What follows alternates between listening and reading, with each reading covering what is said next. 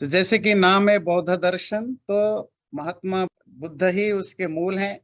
Mahatma Buddha 563 before common era अर्थात BC में, around 600 BC में वो आए। उनकी जीवनी पर नहीं जाएंगे। और उनके जो प्रवचन सिद्धि पाने के बाद, बोध होने के बाद जो उन्होंने प्रवचन किया, उपदेश किया, वो तो सब मौखिक था, ओरल था। और वो मोस्टली पाली में बोलते थे। पर उसके काफी सालों के बाद, करीब करीब 330 382 330 बीसी में, अर्थात करीब 200 साल के बाद, जो बौद्ध मोंक्स थे उनकी एक सभा हुई, असेंबली या काउंसिल कहिए। तो वो जो फर्स्ट, सेकंड और थर्ड काउंसिल हुई, उसमें धीरे धीरे बौद्ध धर्म शेप में आया। और उस समय तो आपको ध्यान रखिए, ऑर्गेनाइज्ड रिलीजन तो कोई था नहीं। ये क्रिश्चियनिटी, इस्लाम टाइप के जो मार काट के, समझा बुझा के, मतलब by hook by crook convert करना, ये वाला तो था नहीं। पहली बार बौद्ध धर्म ऐसा धर्म बना जो किसी व्यक्ति के, सिंगल व्यक्ति के उपदेशों को व उपदेश के बेस्ड पर प्रचार किया गया। फिर उनके द्वारा जो बातें बताई गई थी उनकी कलेक्शन किया गया। नेचुरली जब आप प्रवचन वगैरह को कलेक्शन करते हैं, वो एब्सोल्यूट तो होगा नहीं, क्योंकि वो तो 100-150 साल के बाद भी जब आप इन सबको एक जगह कलेक्ट करते हैं, तो उसमें बहुत सारे तब तक मिक्स हो जाता है, मिलना जुलना हो जाता है। तो बौद्ध दर्शन के जो मूल ग्रंथ हैं उनको हम त्रिपिटक कहते हैं। पिटक कहते हैं पेटी, डब्बा, है ना। तो क्या हुआ, त्रिमला, तीन तीन तरह की पेटियां। तो वो जो सभा हुई, काउंसिल हुई, उसमें उन्होंने कलेक्शन किए गए जो भी मैटर थे उनको इकट्ठा करके तीन पेटियां बनाई। वो आजकल की तरह बुक तो ऐसा नहीं कि टाइप करके लिख दिया। तो वो जो तीन पेटी, तीन बुक्स हैं, तो इसीलिए उनको कहते हैं त्रिपिटक। पहला बुक है विनय पिटक, दूसरा है सुत्त पिटक, तीसरा है अभिधम्म पिटक। ये तीनों उनके मूल ग्रंथ हैं, मूल या अथॉरिटी के रूप में लिया गया। विनय पिटक, जिसमें नय नय कहते हैं नीति, रूल्स, रेगुलेशंस हैं। किससे रिलेटेड? जो बौद्ध सन्यासी बने, और बुद्ध धर्म में सन्यासी बनना जरूरी था। और भारत में भी जो आजकल आप स्वामी अमुकानंद सरस्वती, अमुक बाबा, अमुक देखते हैं, इससे पहले सनातन धर्म में कोई इस तरह के मोंक लाइफ का कोई कंसेप्ट नहीं था। बुद्ध धर्म में ही पहली बार, मतलब घर गृहस्थी छोड़ के सन्यासी बनना, एक पर्टिकुलर कपड़े पहनना, बाल मुंडवाना, मठ आश्रम में रहना, ये बुद्ध धर्म से ही शुरू हुआ। और उन्होंने क्यों शुरू किया? क्योंकि ये लोग प्रचार करेंगे बुद्ध की जो विचार हैं, जो सोच हैं, जो चेंजेस उन्होंने सोसाइटी में लाए, उसको प्रमोट करेंगे, जन जन तक पहुंचाएंगे। तो और अगर मैरिड होंगे वो नहीं कर सकते। दूसरा, बहुत सारे लोग बुद्ध के से प्रभावित होकर के घर परिवार छोड़ करके बुद्ध जैसा बनने के लिए भी विवाह वगैरह छोड़ के सन्यास आश्रम पर चले। तो जो सन्यासी बनेंगे उनके लिए कुछ रूल्स और रेगुलेशंस बनाए गए, क्या आपको करना चाहिए, क्या नहीं करना चाहिए, आपकी कंडक्ट कैसा होना चाहिए, आदि आदि। तो जिन ग्रंथों में इस तरह के सब्जेक्ट से रिलेटेड मटेरियल थे उनको कहा गया विनय पिटक। सुत्त पिटक, सुत्त मतलब सूत्र, ये पाली भाषा में ये शब्द है। वैसे सुत्त सूत्र से बना।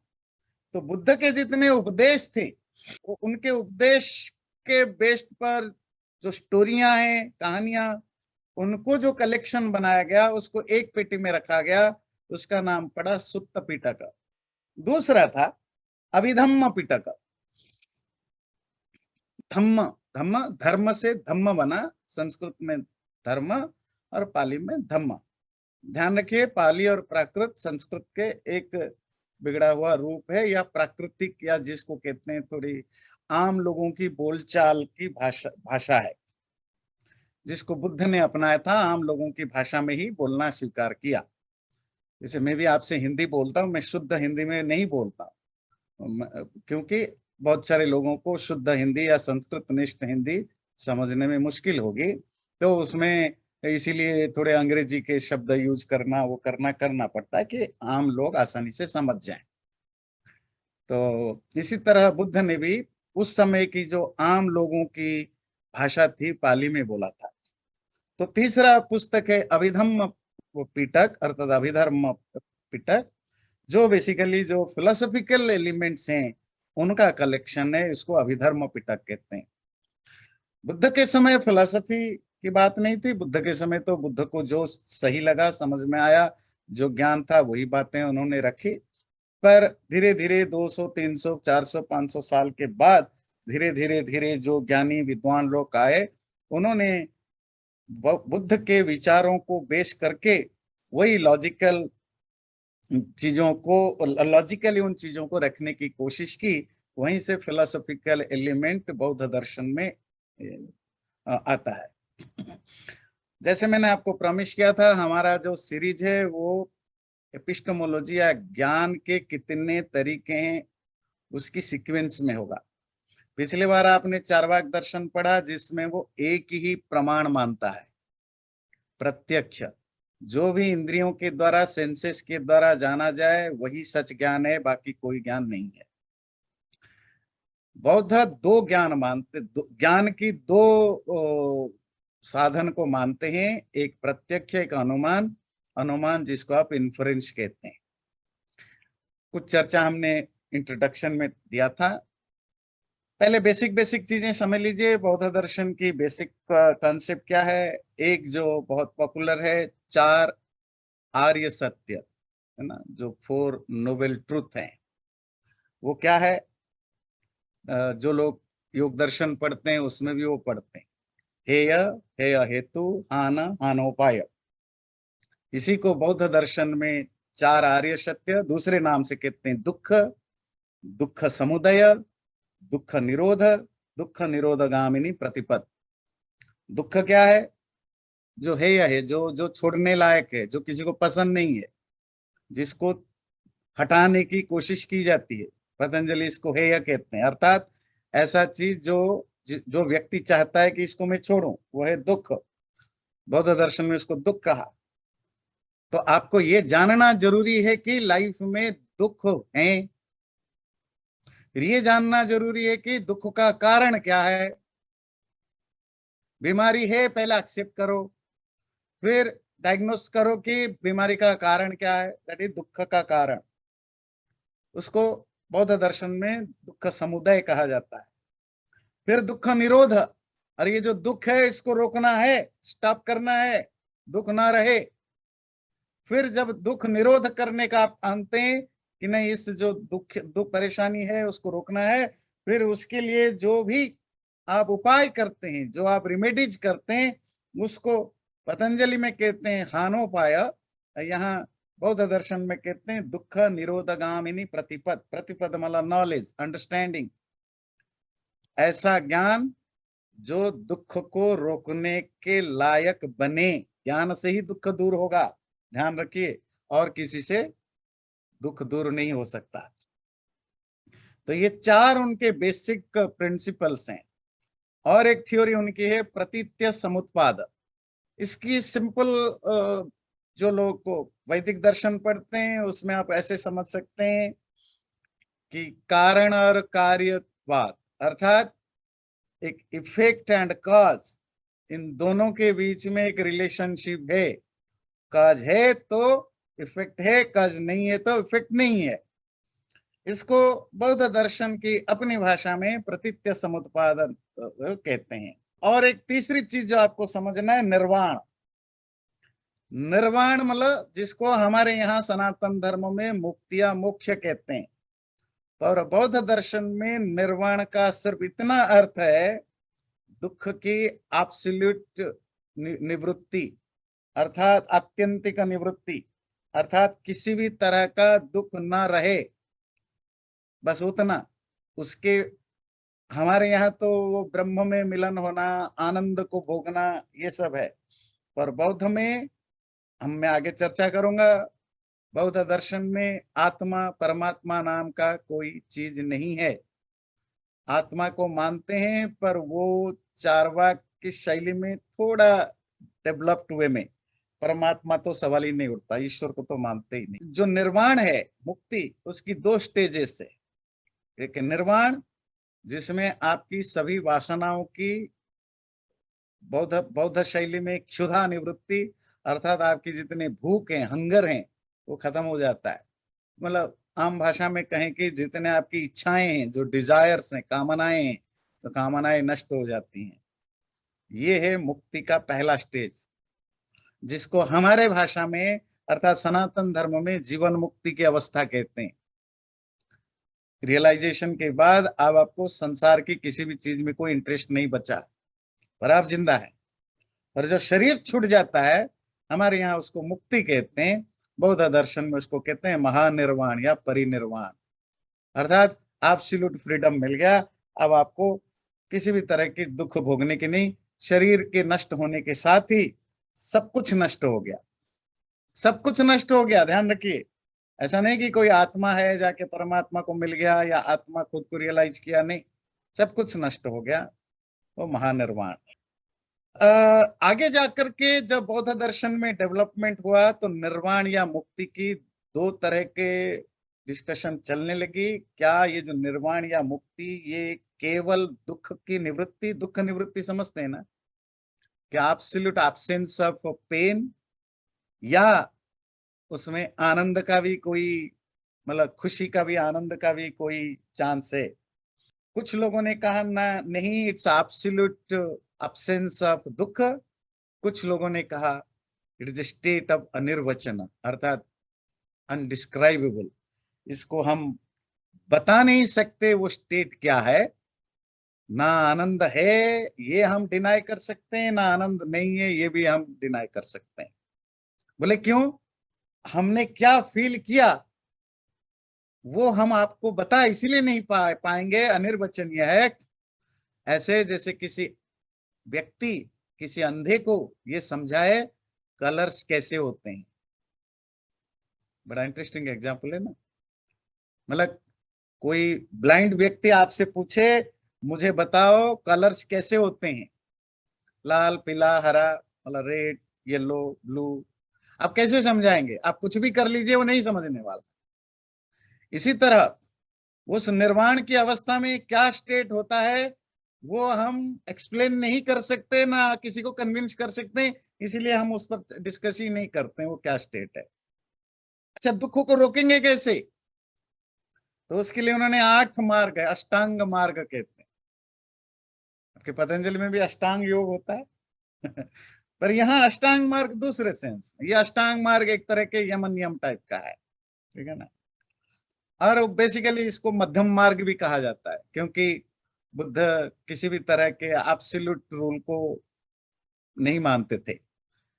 ना एक्सट्रीम है ना एक्सट्रीम नहीं है, तो हमेशा मिडिल पाथ को ही एक्सेप्ट करते थे, इसलिए उसको मध्यम मार्ग कहा जाता है। तो वो 8 मार्ग क्या है? सम्यक दृष्टि, दृष्टि मतलब ज्ञान।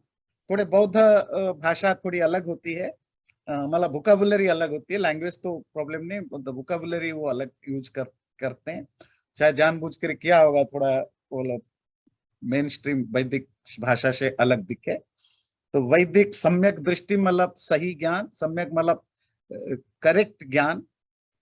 सम्यक संकल्प, संकल्प मतलब कर्म, मतलब करेक्ट कर्म, कर्म मतलब आपकी जो एक्टिविटीज है। सम्यक वाक, आपकी वाणी भी अच्छी होनी चाहिए। सम्यक कर्मांत मतलब आपकी जो सदाचार है, जो धर्म धर्म है, जो आपका व्यवहार है, सदा शिष्टाचार जिसके मैनर्स हैं, वो भी अच्छी होनी चाहिए।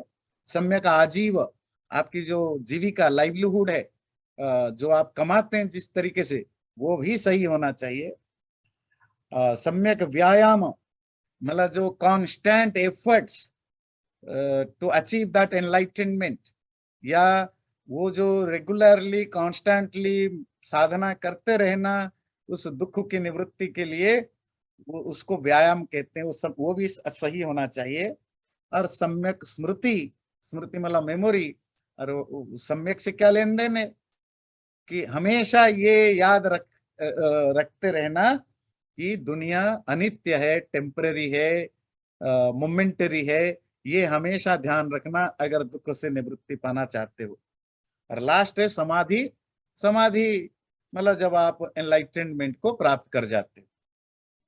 तो ये 8 अंगों के द्वारा उसको पाया जा सकता है।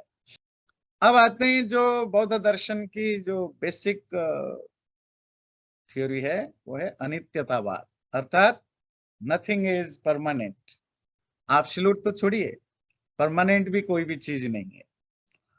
इटर्नल और परमानेंट में भी फर्क होता है ना। मतलब कोई चीज अगर 100 साल तक रहता है तो 100 साल तक तो टिक जाता है ना, उसके बाद नष्ट होता है। तो इटर्नल तो कोई, नित्य तो कोई चीज हमेशा रहता है। परमानेंट एक कोई चीज एक सर्टेन पीरियड के लिए रहता है, पर कॉन्स्टेंटली रहता है। पर बौद्ध दोनों को नहीं मानते। अनित्य, हर वस्तु, everything, anything is by nature अनित्य, अर्थात टेम्पररी है। और वो टेम्पररी की डेफिनेशन में बहुत तरह की है। एक आता है क्षणिकवाद, अर्थात मोमेंटरी, सिर्फ एक मोमेंट के लिए रहता है। मोमेंट समझते हैं, मतलब 1 सेकेंड को बहुत टुकड़ा करेंगे, सैकड़ों टुकड़ा बार तोड़ेंगे, तो जो टाइम यूनिट बनेगा उसको मोमेंट कहेंगे। तो हर वस्तु मोमेंटरी है। और आगे जाकर के और एक जो थ्योरी वो शून्यवाद, अर्थात everything is at the end of the day vacuum, शून्य। शून्य मतलब यहाँ वैक्यूम है। अनित्यम सर्वम, क्योंकि ध्वंसनशीलम, everything is by nature decaying, that's how it's temporary. उदाहरण दिया कैसे, अग्नि शिखावत, आग की जो लपटें होती है ना, वो आग की लपटें उठते ही और उसी समय नष्ट हो जाते हैं। आपको तो लगता होगा भाई 10 मिनट तक आग की लपटें जलते रहे, नहीं। हर लपट जो है, जो फ्लेम है, वो every moment it's a new flame. हर क्षण एक नया फ्लेम आता है, दूसरे फ्लेम का जगह ले लेता है। जो फ्लेम अभी आया वो नष्ट हो गया, उसकी जगह दूसरा फ्लेम आया। इसी तरह जैसे आग की जो फ्लेम या शिखा है वो चंचल है, तो मोमेंटरी है, इसी तरह संसार का हर वस्तु है।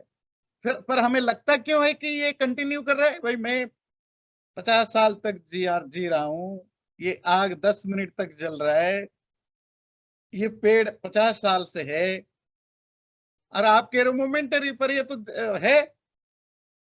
तो दूसरा है, उसके लिए एग्जाम्पल दिया, जलधारा, नदी जलधारावत।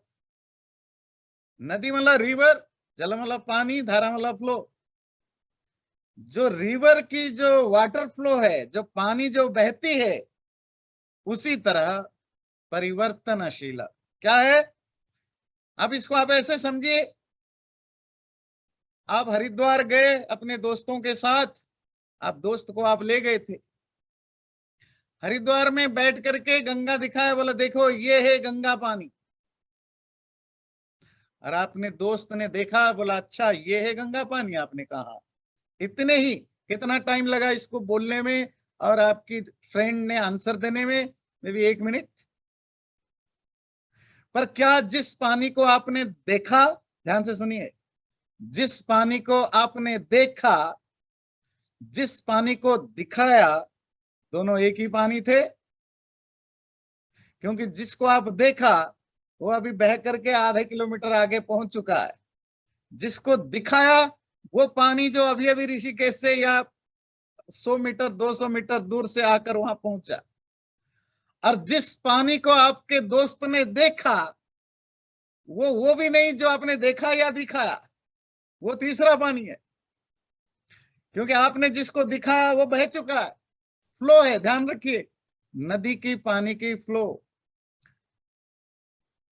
और जब तक वो फ्रेंड आंसर दे रहा है कि हाँ मैंने देखा, आपके दोस्त ने जिस पानी को देखा उस पानी के बारे में आपको नहीं बोला कि मैंने देखा। बात समझ में आती है? क्योंकि पानी एवरी मोमेंट फ्लो कर रहा है तो चेंज हो रहा है पूरा।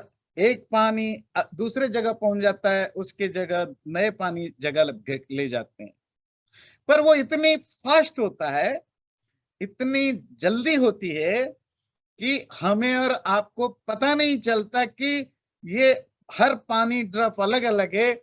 हमें तो लगता है गंगोत्री से लेकर गंगा सागर तक पूरी जो गंगा पानी है वो एक ही है, पर actually every drop of water, हर पानी का बूंद जो है वो अलग है। जो आपने देखा वो अलग, जिसको दिखाया, जो दोस्त ने देखा, जिसको देखने के बाद उसने रिएक्शन दिया, सब पानी अलग अलग थे, पर हमें एक दिखते हैं। क्यों? क्योंकि जैसे हर पानी का ड्रॉप अलग होने पर भी एक जैसा होते हैं, दो तीन चीजें सिमिलर टाइप के होते हैं, और एक दूसरे के बीच में जो जो टाइम का फर्क है वो बहुत ही माइन्यूट होता है, मोमेंटरी होता है, तो वो एक दूसरे की जगह ले लेते हैं, और क्योंकि सिमिलर होने के कारण आपको एक ही लगता है। कहते हैं ये दुनिया में हर वस्तु में, आप पेड़ पौधा हम सब उसी तरह, हर वक्त हर मोमेंट हमारा वो शरीर नष्ट होता है, उसकी जगह नया शरीर ले लेता है, उसकी जगह नया शरीर ले लेता है, जब तक पूरी तरह नष्ट ना हो जाए। तो इस तरह every moment everything is decaying and the new things are taking its place. और इस तरह वो कंटिन्यूअस नष्ट होना, नए चीज आना और उस जगह को घेरना, वो चलता रहता है। आम लोगों को लगता है कि ये एक ही वस्तु 50 साल तक रहा, पर नहीं, वो तो एक वस्तु एक क्षण एक मोमेंट के लिए आता है, नष्ट हो जाता है, उसकी जगह दूसरी जगह। इसको कहते हैं अनित्यतावाद। ये बौद्ध दर्शन का बहुत बड़ा फंडामेंटल वो स्टेट है जिस पर वो सारा टिका हुआ है। अब आते हैं अगला, नैरात्म्यवाद। बौद्ध दर्शन में भी जैसे चार्वाक आत्मा को नहीं मानते, बौद्ध भी आत्मा को नहीं मानते, अर्थात बॉडी शरीर और मन माइंड, इन दोनों के अलावा आत्मा नाम की किसी चीज की एग्जिस्टेंस नहीं है। बड़ी इंटरेस्टिंग चीज ध्यान रखेंगे, जैसे जैसे आपकी प्रमाणों की नंबर्स बढ़ते जाएंगे, आपकी आत्मा परमात्मा की एक्सेप्टेंस भी बढ़ता जाएगा। ठीक है? तो चार्वाक क्योंकि एक ही प्रमाण मानता है, वो तो आत्मा नामक कोई चीज मानता ही नहीं, मन भी नहीं मानते। पर बौद्ध तक आते आते वो शरीर, शरीर के अंदर मन और आत्मा को जो डिनाई करते हैं, पर एक फॉर्म में, अल्दो अनित्य के रूप में भी सही, टेम्पररी रूप में भी सही, पर एक चेतन तत्व को मानते हैं, जो कि थोड़ा क्या कहेंगे, थोड़ा सेकंड स्टेप ऑफ चार्वाक है। हम उस पर आएंगे। तो फिर आत्मा क्या है? आत्मा शब्द बौद्ध दर्शन में तो आता है, बोले आत्मा पंचस्कंध का नाम है। आपने चार्वाक दर्शन में पढ़ा, चार तत्व, जो चार बेसिक एलिमेंट्स हैं, जब ये चारों मिलते हैं उसी से शरीर बनता है, मन बनता है, बुद्धि बनती है, और उसी से ये कॉन्शसनेस जिसको आप कहते हो चेतना, वो भी बन जाती है। जब ये एलिमेंट्स अलग हो जाते हैं तो वो भी नष्ट हो जाते हैं। बौद्ध दर्शन में उसको पंचस्कंध कहते हैं, और वो स्कंद, पंच स्कंद उनका नाम है, 5 एलिमेंट्स। ये 5 एलिमेंट की जो समाहार है, कॉम्बिनेशन है, वही आत्मा है और कुछ नहीं। जब वो सेपरेट हो जाएंगे तो आत्मा नाम की कोई चीज नहीं। तो क्या है वो 5 एलिमेंट जिसको उन्होंने स्कंद कहा? 5 स्कंधाज एलिमेंट के रूप में। रूप स्कंध, रूप मतलब जो शरीर जो दिखाई देता है, जिसका फॉर्म है। फिर वेदना स्कंद, जो फीलिंग है, जो एक्सपीरियंस आप करते हो, है ना, वो सेकंड थिंग ये है। तीसरा है संज्ञा, जो प्रत्यक्ष आप करते हो, जो आप देख पाते हो इंद्रियों के द्वारा, जिसको आप रिकॉग्नाइज कर पाते हो। चौथा है संस्कार, संस्कार मतलब जो पुरानी चीजों की जो आपकी मेमोरी बनती है, या चीजें जो संस्कार बनते हैं। और पांचवा है विज्ञान, या जो चेतना या कॉन्शसनेस। इन पांचों चीजों की, यहाँ चेतना का मतलब ये जो जानना समझना, इसकी जो एबिलिटी है, जिसको वहां विज्ञान कहा, बौद्ध दर्शन में विज्ञान कहा। इन पांचों स्कंधों का कॉम्बिनेशन का नाम आत्मा है। इन पांचों में से एक हट जाए या पांचों अलग हो जाए, उसमें आत्मा नाम की कोई चीज फिर रही नहीं। तो ये जो पर्सनालिटी है, ये क्या है? ओवरऑल जो पर्सनालिटी बौद्ध दर्शन के हिसाब से जस्ट नाम रूपात्मकम। तो वेदांत में भी आपने पढ़ा, एवरीथिंग इज नाम एंड रूप। कुछ चीजें तो आपको सिमिलर मिलेगा, क्योंकि क्योंकि हर चीज लॉजिकली डिस्कशन हो रहा है, तो काफी चीजें आपको मिलेगा जो जो वेदांत वगैरह पढ़ते हैं उनको थोड़ी समझने में आसानी होगी। और वो कॉम्बिनेशन जिसको लाइव कहते हैं वो क्या है? बोले बिल्कुल रथ, और रथ के अलग अलग पार्ट्स है, मतलब कार है। क्या कार नामक कोई चीज दुनिया में है? बोले नहीं। क्या है? बहुत सारे कंपोनेंट है, हजारों कंपोनेंट, उनको एक प्रॉपर वे में, ऑर्गेनाइज्ड वे में आप इनको मिला देते हो कि तो कार है। बोले आत्मा ना, आत्मा ऐसे ही है कि बहुत सारे चीजें हैं, उनको एक प्रॉपर वे में मिल गया तो कहते हो जी आत्मा आ गया, आत्मा है। और लास्ट जो आपको जानना चाहिए बौद्ध दर्शन की, निरीश्वरवाद। ईश्वर नामक कोई चीज दुनिया में नहीं है। ना ये सृष्टि को किसी ने बनाया, ना कोई इसको विनाश कर रहा है, ना कोई नष्ट कर रहा है। ये अपने आप होते हैं, और वो रिलेशनशिप का नाम है कार्य कारणवाद। अर्थात कॉज एंड इफेक्ट की जो रिलेशनशिप है वो नेचुरल है, वो अपने आप होते रहते हैं। हर चीज की अपनी एक प्रॉपर्टी है, अपना एक नेचर है, उसी हिसाब से फंक्शन करते हैं। तो और उनके बीच में अपने आप में एक ऑर्गेनाइजेशन बन जाता है। उसमें ईश्वर है नहीं, ना उसकी कोई जरूरत नहीं है। तो ये कुछ बेसिक चीजें बौद्ध दर्शन के जो बेसिक फंडामेंटल थिंग्स है, जिसके बेस पर पूरा बौद्ध दर्शन एस्टैब्लिश्ड हुआ। पर बात यहाँ खत्म नहीं हुई, क्योंकि बौद्ध दर्शन के फंडामेंटल तो आपको समझ में आया। आत्मा क्या है, ईश्वर क्या है, कितने प्रमाण हैं, क्या क्या दुख दुख दूर करने का उपाय क्या है, क्या उनका गोल है, ये तो समझ में आया। पर हिस्टोरिकली फिर उसमें फिर बहुत सारे, आपको पता है आज के डेट में 300 से ज्यादा बुद्धिस्ट सेक्ट हैं, है ना, संप्रदाय हैं। उनके फिलोसॉफिकल सेक्ट भी अलग अलग हैं। तो थोड़ी बहुत उसमें चर्चा करेंगे, वो ज्यादा इंटरेस्टिंग पार्ट रहेगा। करीब 250 बीसीई से लेकर 100 सी, मतलब महात्मा बुद्ध के करीब करीब 300 350 साल के बाद फिर संप्रदाय बनने लगे। संप्रदाय मतलब आपस में एक विचार को लेकर, थॉट को लेकर के जब कन्फ्लिक्ट होता है, या कोई ऐसे गुरु आ जाते हैं जिनको लगता है कि नहीं, बुद्ध के बाद जो मैंने बोला वो सही है, फिर उसको फॉलो करने वाले एक अलग सेक्ट बन जाते हैं। इस तरह सेक्ट बनने लगे।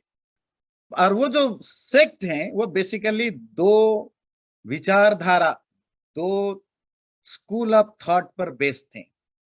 इनको हम कहते हैं हिनयान और महायान। यान कहते हैं जाने का रास्ता, पाथ, जिसको आप फॉलो करते हैं, यान। हीन मतलब सुनने में तो लगता है हीन, मतलब कोई नीच टाइप का। महा मतलब बड़ा, नहीं। हीन का मतलब यहाँ होता है जो बहुत कंडेंस्ड है ना।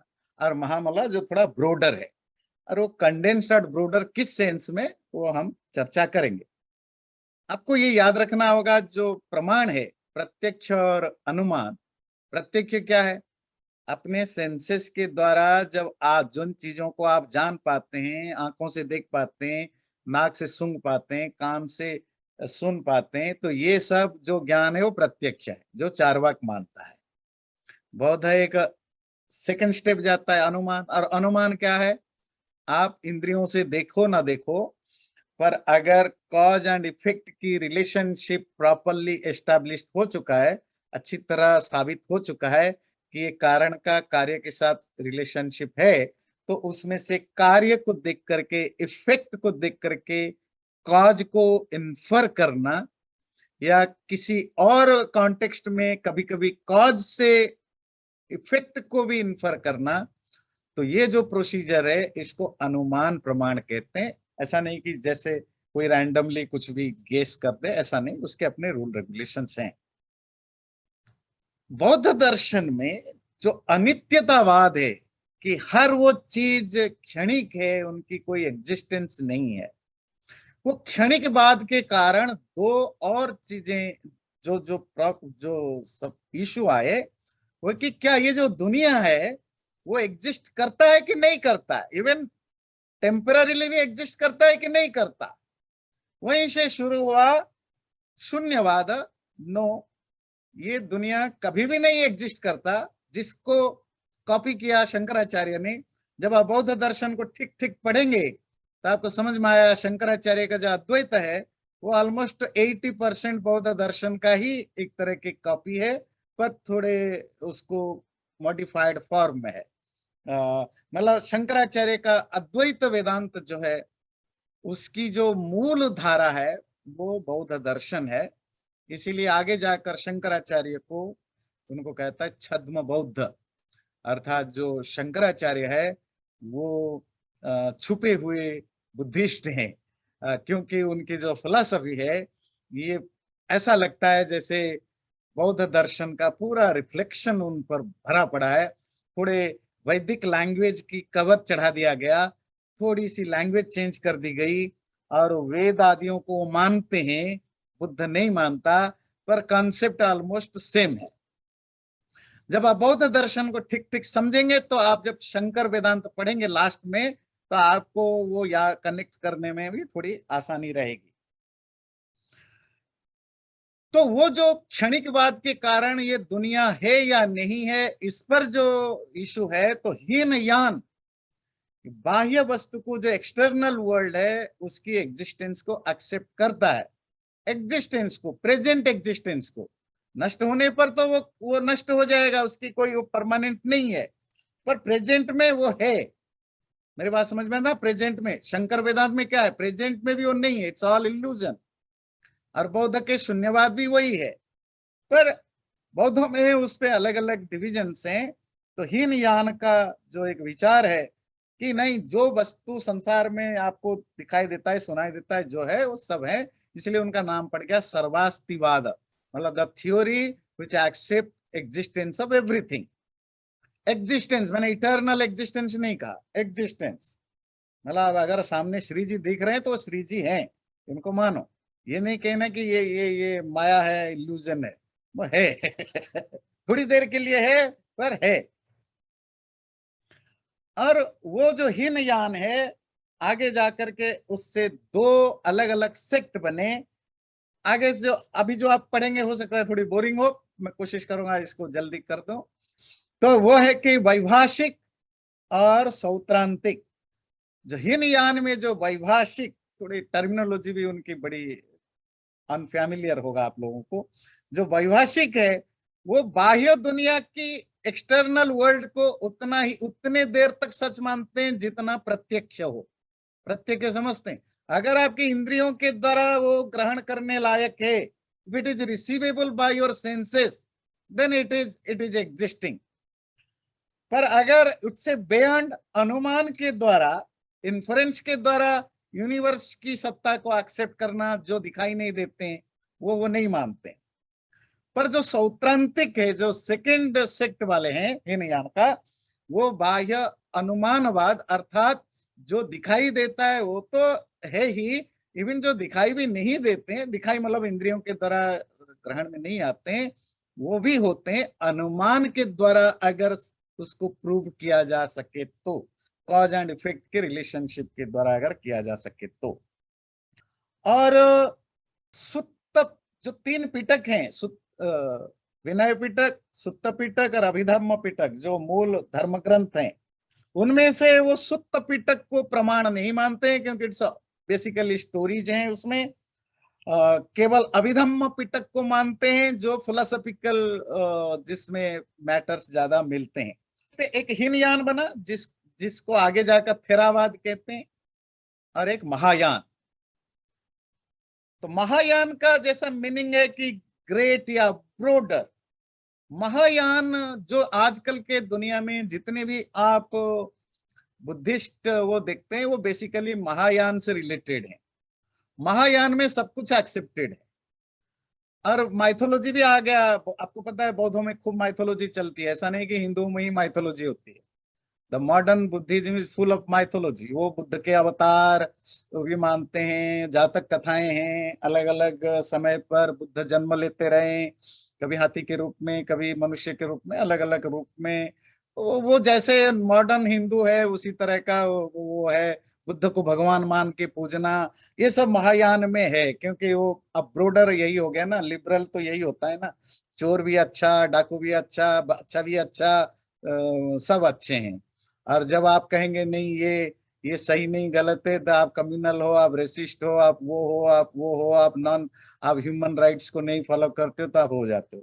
तो इसीलिए दुनिया तो हीन और महायान से हमेशा से बंटा रहता है। तो वो महायान जो है वो बाह्य वस्तु की सत्ता को नहीं मानता किसी भी रूप में, ना प्रत्यक्ष से ना अनुमान से। ध्यान दीजिए, इंटरेस्टिंग है। महायानवादी जो एक्सटर्नल वर्ल्ड है, जो वर्ल्ड है, उसको ना प्रत्यक्ष से मानता है ना परोक्ष से मानता है। बिल्कुल जो शंकराचार्य की थ्योरी है, इवन जो दिखाई देता है it doesn't exist, it just illusion. और वहीं से महायान का दो दो सेक्ट बने। एक को कहते हैं माध्यमिक, जिनकी फिलोसॉफिकल बैकग्राउंड बना शून्यवाद। सुना होगा, शून्य मतलब जीरो नहीं, शून्य मतलब वैक्यूम। और इसी शून्यवाद का ही रिफ्लेक्शन शंकर वेदांत में मिलता है, जिसको मायावाद कहते हैं। शून्यवाद मतलब एवरीथिंग इज वैक्यूम, जो दिखाई दे रहा है वो बस आपकी मेंटल रिफ्लेक्शन है। हम आगे चर्चा करेंगे।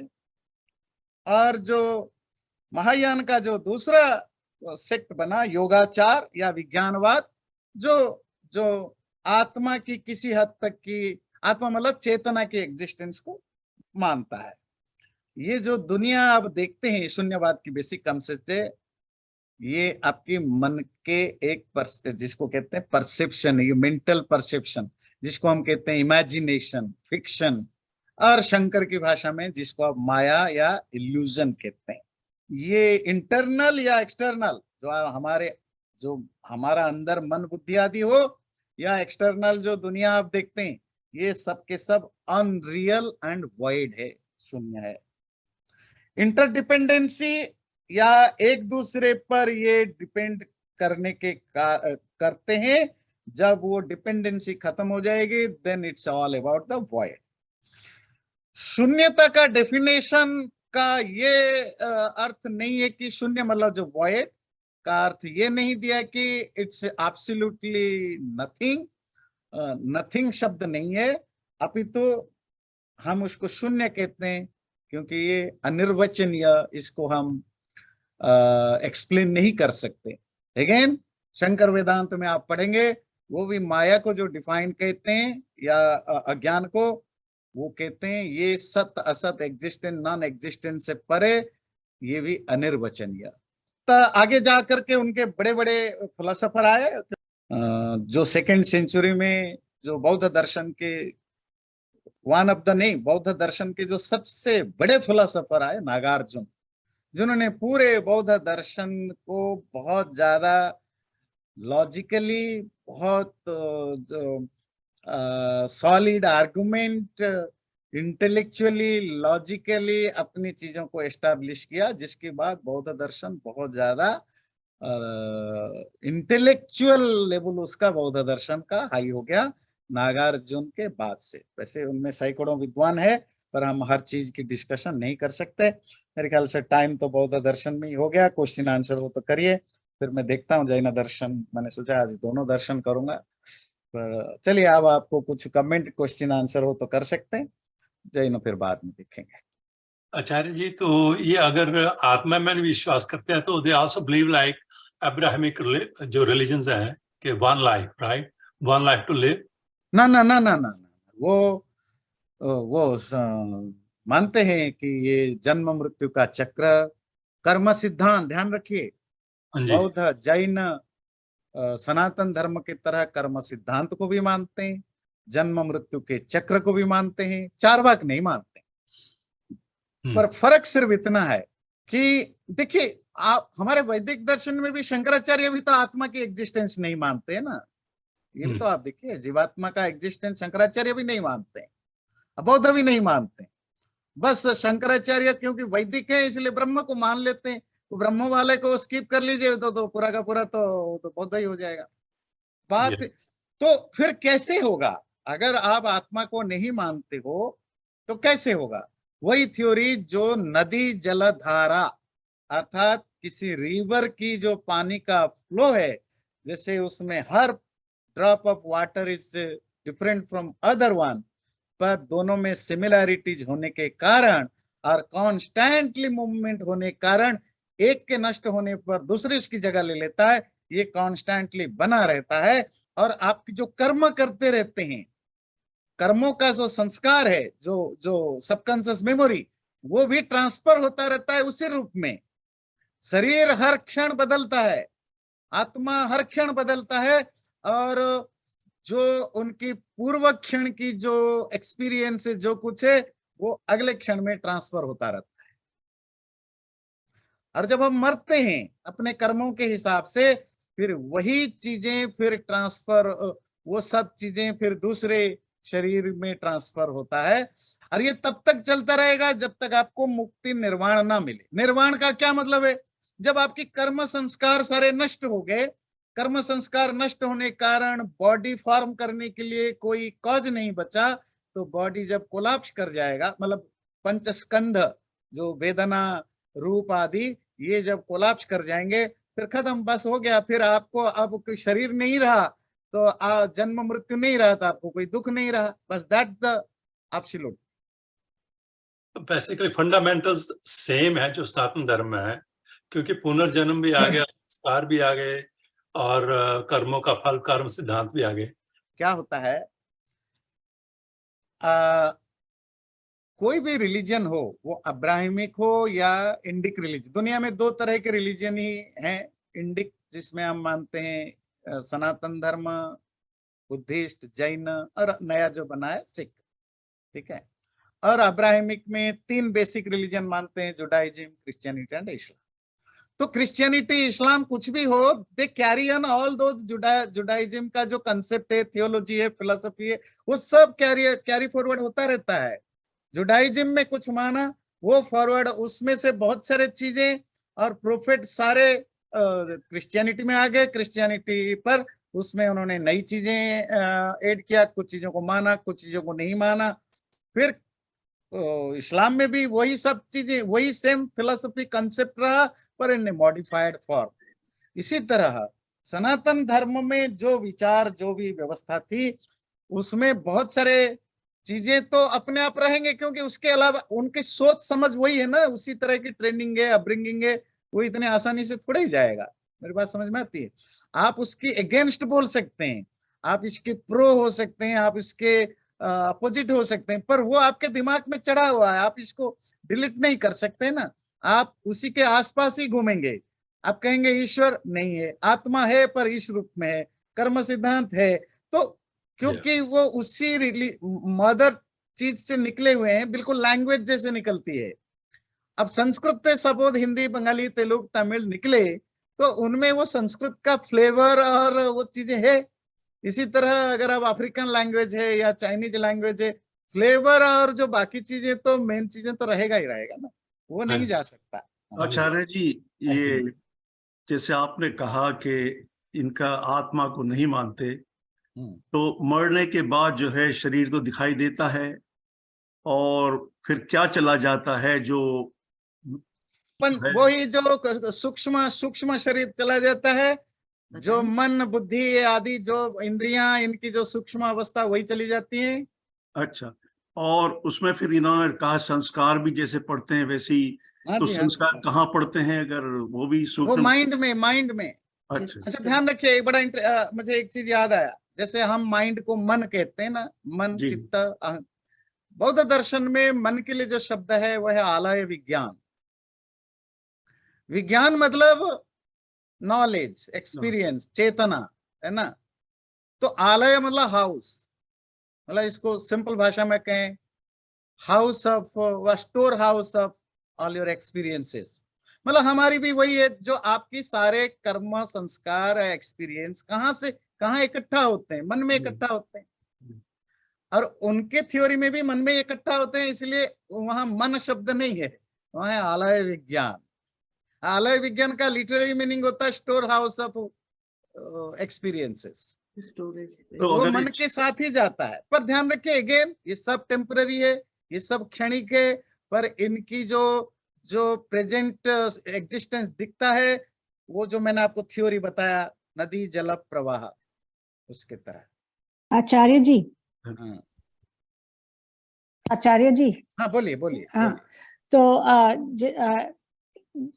आपने जो सिखाया कि बुद्धिज्म में सब टेम्पररी है, लेकिन आपने ऑल्सो बताया कि टेम्पररी का मतलब थोड़ा अलग है, क्योंकि उसमें आपने कहा कि जैसे संस्कार, कर्म सब होता है, तो एक बॉडी मर जाता है, तो उसका मतलब नहीं कि that's the end of it, क्योंकि वो it may become something else. तो टेम्पररी का मतलब शॉर्ट टर्म नहीं है, वो बहुत लॉन्ग टर्म है, क्योंकि आपने अभी कहा कि द ओनली डिफरेंस है, कपिल जी का point I think also is कि only difference seems to be कि at the end of the day हम कहते हैं कि आत्मा, परमात्मा और प्रकृति नित्य है, और ये कहते हैं कि you can exhaust your vasanas and your karmas, and after all that is gone, it's there is nothing left. Nothing left, yeah. Is that so? ऐसा वो did I understand correctly कि आपका पॉइंट है? जो आपने कहा वो सही है, पर इन बिटवीन, क्योंकि टेम्पररी थ्योरी ऑफ टेम्पररिज्म का भी अलग अलग, जो बौद्ध दर्शन में अलग अलग सेक्ट ने अलग अलग रूप में लिया, उसमें एक क्षणिकवाद है, एक शून्यवाद है। तो क्षणिकवाद तो जो डे टू डे लाइफ में, जो प्रेजेंट लाइफ में जो हम देखते हैं, everything is there for a movement, फिर वो नष्ट होता है, उसकी जगह दूसरी सिमिलर चीजें ले लेता है। जब ऑल्दो ये सबको सब अलग होते हैं, पर उनकी सिमिलरिटी और क्विक वो जो प्लेस को रिकवर करने के कारण हमें दिखाई देता है, ये एक सिंगुलरिटी दिखाई देती है, एक आदमी, एक पेड़, एक चीजें दिखाई देता है। बाकी निर्वाण के समय तो ये सब, इनकी वो सब कुछ नष्ट हो जाता है, सेपरेट हो जाता है, नथिंग लेफ्ट। यानी जी, तो अगर शून्यवाद में एवरीथिंग इज इल्यूजन, हो सकता है ये शंकराचार्य में भी रिलेटेड हो point, I am not read that. बौद्धों ने इल्यूजन नहीं कहा, वो शंकराचार्य ने इल्यूजन कहा। मतलब जब ये शून्यवाद बोल रहे हैं कि इसमें मतलब, तो उसमें आपका एक्यूमुलेशन ऑफ कर्म सिद्धांत उसमें कैसे काम करेगा शून्यवाद के साथ? शून्यवाद और क्षणिकवाद को एस्टैब्लिश करने के बाद, जो क्योंकि उनको कर्म को भी मानना है और लाइफ रीबर्थ को भी छोड़ना नहीं है, तो उन्होंने जो थ्योरी निकाली वही नदी जल धारा थ्योरी। ये उनका बहुत इंपॉर्टेंट थ्योरी है, the water flow of a river. तो जैसे वो हर पानी अलग होने पर भी गंगोत्री से लेकर गंगा सागर तक एक ही दिखता है, क्योंकि सिमिलरिटी और कॉन्स्टेंटली एक दूसरे की जगह भरने की, इसी तरह लाइफ भी चलता है। मन जब डिसॉल्व हो जाएगा तो फिर वो सब खत्म हो जाएगा। तो मन भी टेम्पररी है, क्षणिक है, पर वो संस्कार के कारण, जो आपके कर्म संस्कार इकट्ठा रहते हैं, आप उनको भोगे बिना आप नष्ट नहीं हो सकते। तो वो तो उसी क्षणिक थ्योरी, वो जो नदी जलधारा वाली थ्योरी के हिसाब से ही, जैसे इस शरीर में ऐसे दूसरे शरीर को भी प्राप्त कर ले जाता है। आई थिंक मेरा मतलब what I am struggling with is कि नदी जल प्रवाह का जो एग्जाम्पल है, एनालॉजी है, इसको क्षणिकवाद से रिलेट करना is easy in my mind, but it is hard to relate it to शून्यवाद, मतलब लिटिल बिट हार्डर मेरे माइंड में। ध्यान रखिए, शून्यता आती है जब जब आप निर्वाण पर पहुंच जाते हैं। निर्वाण की दशा क्या है? The state of void, vacuum, nothing is there. जो प्रैक्टिकल लाइफ, जो शंकर की व्यावहारिक जगत पर क्षणिकवाद है, उसमें भी बहुत सारे बौद्ध दार्शनिकों की जो अलग अलग, क्योंकि उसमें भी सेकते, कुछ लोग को इवन प्रेजेंट को भी इल्यूजन मानते हैं और कहते हैं ये जस्ट आपकी, जैसे आपने अभी पढ़ा कि वो उसमें महायान के कॉन्सेप्ट में कि ये मेंटल आपकी रिफ्लेक्शन है, the universe is not really existing, just your mental perception. तो वो तो शंकर की वही इल्यूजन वाला थ्योरी से मिलता जुलता है। पहली बात यह है कि न तो वो आत्मा को मानते हैं न परमात्मा को मानते हैं। हाँ। जब वो दोनों को नहीं मानते हैं फिर भी काज और इफेक्ट को मानते हैं। हाँ। कर्ता और कारक को मानते हैं। हाँ जी। हाँ। तो फिर कैसे होगा? जब आत्मा नहीं है, परमात्मा नहीं है, तो कर्ता भी नहीं है, कारक भी नहीं है। हाँ, वो उन्होंने बताया ना कि वो लॉ ऑफ नेचर है, तो नेचर के अपने कुछ प्रॉपर्टीज होते हैं, लॉज होते हैं, उसके हिसाब से सब फंक्शन करता है। उसमें आपको किसी चेतन तत्व को मानने की, बिल्कुल जो मॉडर्न साइंस भी जिस तरह की चीजें मानता है, वो भी आत्मा परमात्मा को नहीं मानता है ना, पर वो यूनिवर्स की एग्जिस्टेंस फंक्शन को आत्मा परमात्मा के बिना भी मानता है।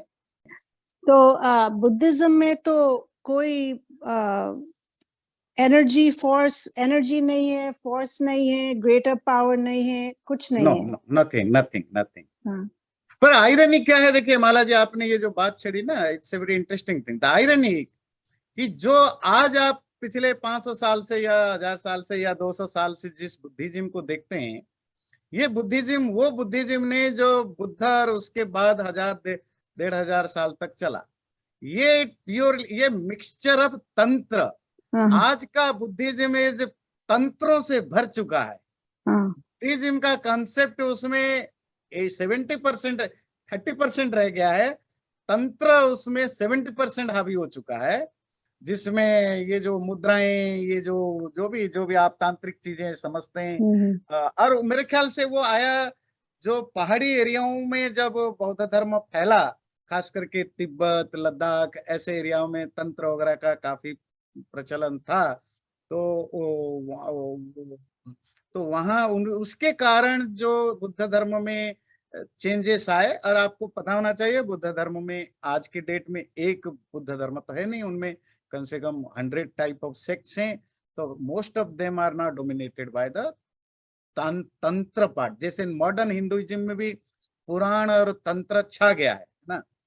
इवन वैष्णव लोग जो तंत्र के विरोधी थे, उनके भी पूजा पाठ में मैं देखता हूँ ना, ओम ह्रीं वासुदेवा, वो ह्रीं क्रीं क्या है? वो तंत्र है। तो तंत्र बौद्ध और मॉडर्न हिंदुइज्म में भर गया है, जो कि इनका अपोजिट था। तंत्र तो अपोजिट है, वो तो अहिंसा के अपोजिट है, वो हर तरह की इंद्रिय जितेंद्रियता का अपोजिट है, पर मिल गया, ठीक है, that's how the religion is. पर मॉडर्न बौद्धों को देख करके आप मत सोचिए कि बौद्ध दर्शन ऐसा ही है। बौद्ध दर्शन प्योरली एथिक्स, वैल्यूज पर टिका हुआ फिलॉसफी है, चारवाक से बिल्कुल अलग है। तो पूरी जो सनातन धर्म के एथिक्स या वैल्यूज, उसको वो फॉलो करते हैं। बुद्ध क्यों बुद्ध बने? महाभारत लड़ाई के बाद, महाभारत हुआ 5000 साल पहले आज से, तो उसके बाद पूरा महाभारत मतलब ईरान से तक, तजाकिस्तान तक है ना, उधर थाईलैंड, श्याम देश जिसको कहते हैं, थाईलैंड तक, तिब्बत, चाइना के भी बहुत सारे राज्यों तक महाभारत युद्ध के समय राजा लोग आए थे। लड़ाई सब साफ हो गए, मर गए, बहुत कम बच गए। एक एक गांव बिल्कुल जीरो हो गया था, केवल विधवाएं रह गए थे। तो सोशल करप्शन बढ़ा। आपको पता है पोस्ट वॉर जो सोशल स्टेटस क्या होता है? अगर नहीं पता, गीता की फर्स्ट चैप्टर में भी कुछ अर्जुन ने भी इसको बताने की कोशिश की है। तो वो उसके बाद हर तरह से हमारा डिग्रेडेशन हुआ, धर्म में बर्बाद, खराब चीजें आने लग गई, खराब लोग रूल करने लग गए, यज्ञों के नाम पर पशुओं की हत्या, कास्ट सिस्टम एक्सट्रीमली हो गया। तो बुद्ध को वही सब चीजें तो इरिटेट किया कि आत्मा, परमात्मा, शास्त्र, इनके नाम पर ये सब हो रहा है। तो वो फिर उन्होंने किसको गुरुत्व दिया, किसको इंपोर्टेंस दिया? एथिक्स को, वैल्यूज, नॉन वायलेंस उनके लिए एक बहुत बड़ा उसको प्रमोट किया, एक्सट्रीम लेवल तक प्रमोट किया।